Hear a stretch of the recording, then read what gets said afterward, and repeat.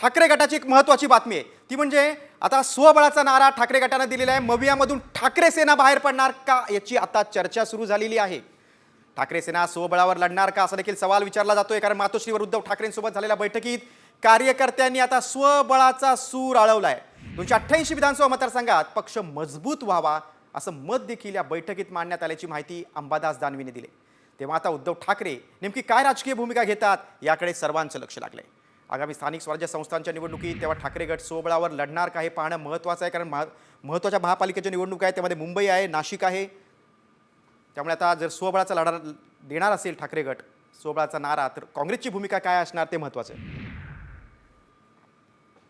कोण म्हणतं हिंदुत्व सोडलं असं शिवसेनेचं एखादं उदाहरण दाखवावं, एखादं उदाहरण दाखवावं त्याच्यात शिवसेनेनं हिंदुत्व नाकारलेलं आहे। शिवसेना आणि हिंदुत्व हे काही वेगळ्या बाजू नाही आहे। शिवसेनाच मुळे हिंदुत्वासाठी, हिंदुत्वमुळे शिवसेनेमुळे या महाराष्ट्रातलं, या देशातलं जागृत झालेलं आहे। काही लोकांचा सूर निश्चित आहे की स्वतंत्रपणे लढलं पाहिजे, हा सूर आहे, हे काही आम्ही नाकारत नाही। शेवटी सत्ता येणं आणि न येणं, शिवसेना काही सत्तेसाठी जन्मलं नाही, सत्ता शिवसेनेला मिळेल।